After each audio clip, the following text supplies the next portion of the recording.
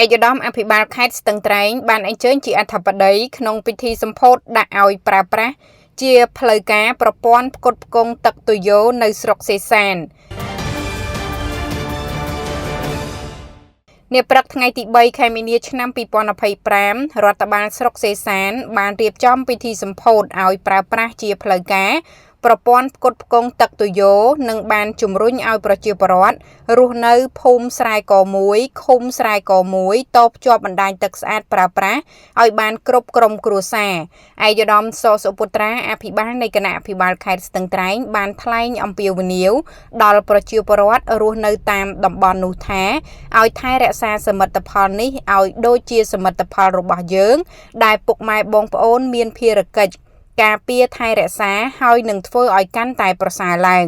ឯកឧត្តមអភិបាលខេត្តបានជឿជាក់ថាការជួយទំនុកបំរុងតាមរយៈជួយពិនិត្យមើលជាប្រចាំនិងតាមរយៈស្មារតីទទួលខុសត្រូវខ្ពស់ពីអាជ្ញាធរស្រុកឃុំគឺសមិទ្ធផលនេះនឹងត្រូវបានថែទាំបានយូរអង្វែងហើយនឹងបង្កើនផលិតភាពនិងការផ្គត់ផ្គង់ដល់ប្រជាពលរដ្ឋដែលមិនទាន់មានទឹកស្អាតប្រើប្រាស់ដើម្បីឲ្យប្រជាជនទាំងអស់ទទួលបានសុខុមាលភាពអនាម័យតាមរយៈការប្រើប្រាស់ទឹកស្អាតឯកឧត្តមអភិបាលខេត្តបានបន្តថ្លែងថាដើម្បីឲ្យសមិទ្ធផលបន្តកើតមាននៅលើទឹកដីក្នុងមូលដ្ឋាននេះគឺសូមឲ្យពុកម៉ែបងប្អូនទាំងអស់បន្តគាំទ្រចំពោះការដឹកនាំរបស់រាជរដ្ឋាភិបាលដែលមានសម្ដេចមហាបវរធិបតីហ៊ុនម៉ាណែតនាយករដ្ឋមន្ត្រីនៃព្រះរាជាណាចក្រកម្ពុជាបន្តដឹកនាំបន្តទៀតតាមរយៈការគាំទ្ររបស់បងប្អូនប្រជាពលរដ្ឋនៅឃុំស្រុកនិងការដឹកនាំរបស់រដ្ឋបាលខេត្តដើម្បីទុកលទ្ធភាពបាននៅបន្តបម្រើឲ្យអស់ពីសមត្ថភាពលោកសុវណ្ណពិសេសអភិបាលស្រុកសេសានបានមានប្រសាសន៍ថ្លែងថាប្រព័ន្ធផ្គត់ផ្គង់ទឹកទុយោនេះសាងសង់ដោយអង្គការ Plan អន្តរជាតិកម្ពុជាសហការជាមួយរដ្ឋបាលឃុំស្រែកនិងមន្ទីរអភិវឌ្ឍជនបទខេត្តស្ទឹងត្រែងចំណាយថវិកាជាង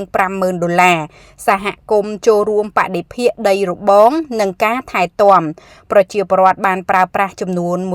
146ខ្នងផ្ទះក្នុងនោះភូមិស្រែក1ចំនួន76ខ្នងផ្ទះនិងភូមិស្រែក2ចំនួន70ខ្នងផ្ទះដោយភាពជាដៃគូជាមួយរដ្ឋបាលខេត្តនិងស្រុកសេសាននិងសហគមន៍មូលដ្ឋានអង្គការ Plan អន្តរជាតិមានមោទនភាពក្នុងការសម្ពោធប្រព័ន្ធទឹកស្អាតថ្មីនៅឃុំស្រែកស្រុកសេសាន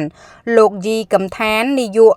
រងអង្គការ Plan អន្តរជាតិកម្ពុជាបានថ្លែងថាជាច្រើនជំនាន់មកហើយគ្រួសារនៅទីនេះភាគច្រើនមកពីសហគមន៍ជនជាតិដើមភាគតិចនៅតំបន់ដាច់ស្រយាលត្រូវទិញទឹកដែលមានតម្លៃថ្លៃឬធ្វើដំណើរឆ្ងាយទៅកាន់ទន្លេ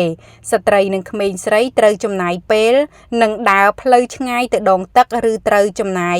ជិត10,000រៀលក្នុងមួយខែក្នុងមួយគ្រួសារដើម្បីទិញទឹកសម្រាប់ប្រើប្រាស់ក្នុងគ្រួសារថ្ងៃនេះការលំបាកនិងការប្រឈមទាំងនោះបានបញ្ចប់ទឹកស្អាតមកដល់មាត់ទ្វារផ្ទះរបស់ពួកគេដោយធានាឲ្យកុមារមានសុខភាពល្អ